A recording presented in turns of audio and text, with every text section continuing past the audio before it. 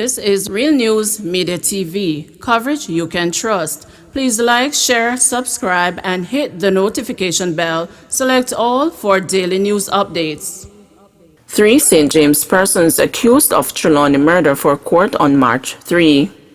3 St. James residents accused of involvement in last year's murder of Tamara Geddes at her Reserve District Falmouth home in Trelawny are to return to the Trelawny Circuit Court on Wednesday, March 3. The three, 24-year-old Brian Shelley, Owen Irvin, and 33-year-old Tashana Young, were remanded in custody when they reappeared in court on Thursday, February 25. An application for bail that was made by attorney-at-law Charles Sinclair on behalf of Young was turned down by the presiding judge. The 3 accused first appeared in the Trelawny Circuit Court on Monday, February 8, along with Nadine Geddes, a Trelawny farmer, who then pleaded guilty to the murder of her 36-year-old sister, Tamara. Nadine's 2 daughters, one of whom is a minor, also pleaded guilty in connection with their aunt's killing. 23-year-old Rexon Knott was also charged with Tamara's murder, but was freed when he appeared in court on February 8 after pleading not guilty. The accused, the mother and 2 daughters, are to return to court for sentencing on Tuesday, March 2. Tamara was shot dead in her home by a gunman on Friday, June 19, 2020. Reports from the Falmouth police were that on June 19 at about 8:30 p.m., Tamara Geddes was in her room with her daughter when a gunman entered the house, demanded money, and then shot the mother several times. The police were alerted and she was taken to a hospital where she was pronounced dead. Her daughter escaped the attack unhurt. On Tuesday, July 14, Nadine Geddes, along with both her daughters and Owen Irvin, were arrested and charged in connection with the murder of Tamara Geddes. The other accused persons were subsequently arrested and charged by investigators. Falmouth accountant again remanded on murder charge. 54-year-old Falmouth accountant Philip Whitaker, who is charged with the murder of 43-year-old taxi operator Garfield Binloss, was again denied bail when he appeared in the Trelawny Circuit Court on Monday, February 8. The accused has been remanded until Tuesday, June 15, 2021, in the next sitting of the Trelawny Circuit Court. The legal team representing the accused man made an application for bail on his behalf, but it was denied by the presiding judge. Reports are that about 11 p.m. on Thursday, November 8, 2018, Binloss was shot and killed by the accused man during a dispute along Cornwall Street in the vicinity of a gas station in Falmouth. The taxi operator received gunshot wounds to his face and other upper sections of his body. He was taken to the Falmouth Public General Hospital, where he was pronounced dead. Following the shooting, Whitaker went to the Falmouth police station and reported that he had a dispute with Binloss, who was driving a gray Toyota Wish motor car. Whitaker reported that Binloss drove the car down on him and was reaching for something, which he believed to have been a weapon, and he became fearful and pulled his license, firearmed, and opened fire, hitting Binloss. Whitaker was subsequently charged after a question and answer session in the presence of his attorney. Draft completed for ticketing system for COVID breaches.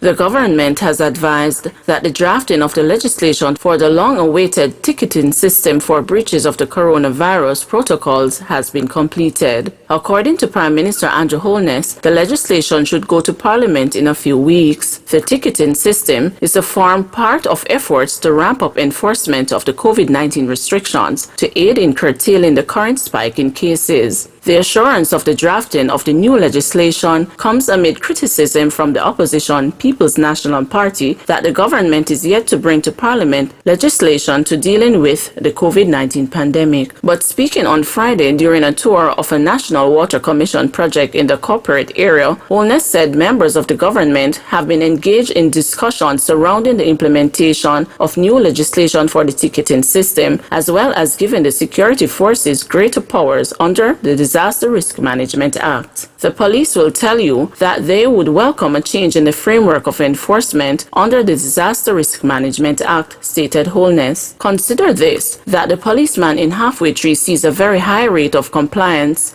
but there were persons without masks. Now, if the police were to go and immediately arrest those persons and take them to the police station, can you imagine how many persons would be piled up at the police station, he reasoned. The better alternative, Holness suggested, is for the policeman to issue a ticket, allowing the person to appear before a court and pay a fine or challenge the ticket. So, the ticketing system does help, and it could give greater powers to the police for enforcement, and we will come with the ticketing system. The drafting for it is finished, he assured. But Holness cautioned that despite such new measures, the key to tackling the current spread of the coronavirus is personal responsibility. POA says ruling in Forbes' corruption case has boosted members' confidence.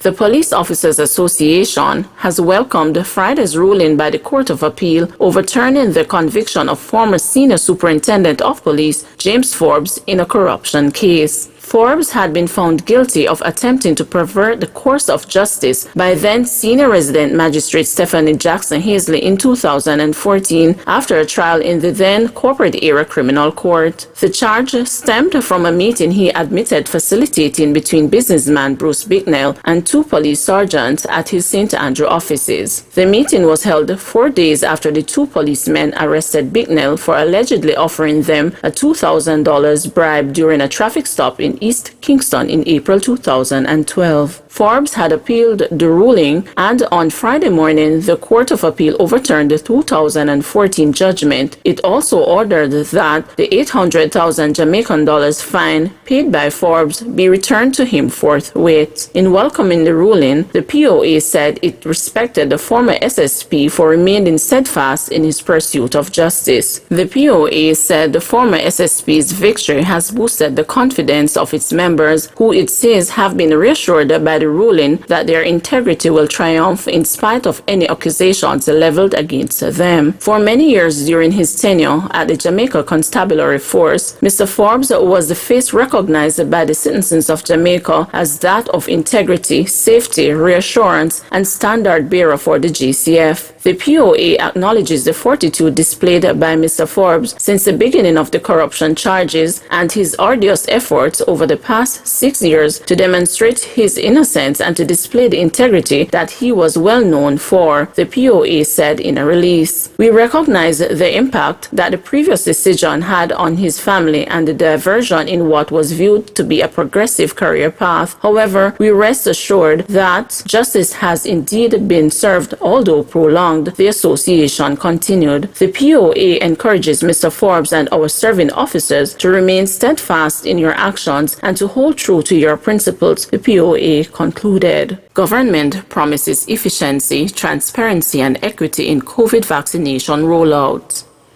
Prime Minister Andrew Holness has promised that the government will be maintaining a transparent and efficient COVID-19 vaccination program that will prioritize those most vulnerable to the infectious and deadly disease. The first doses of vaccine are to arrive this week, and a further breakdown of the vaccination program is to be outlined then. We would like the public to be assured that at our cabinet meeting last night, we settled on some fundamental principles as to how the vaccines will be delivered, he said during yesterday's hybrid press briefing from Jamaica House. Principle number 1 is that the vaccines must be delivered on a basis of equity, meaning that those who need it the most, those who are most vulnerable, those are the persons who should receive it first, he said. He insisted that there will be no skipping the line and warned public officials, including ministers, not to interfere in the schedule of the rollout. Nobody must call any minister or any political figure to jump the line for vaccination. The public must be assured that there is no favoritism in the vaccination, he warned, pointing out that there will be consequences for those who fail to abide. The Prime Minister said to maintain an efficient rollout, the government will not be pressing persons who refuse the vaccine. Second principle is efficiency. If we offer the vaccine and you don't take it, then we will move to the next person. Because we can't leave it there waiting on you, the vaccine will spoil on us. We'll lose the money, he said. The bilateral talks and negotiations on the vaccine supplies are being led by Minister of Health and Wellness Dr. Christopher Tufton and Minister of Foreign Affairs and Foreign Trade Kamina Johnson-Smith, who both spoke at yesterday's briefing. Outlining the program, Tufton revealed that 50,000 doses of vaccines gifted by India are to arrive on or before Thursday, March 4. He said an additional shipment of some 14,400 doses of the Oxford University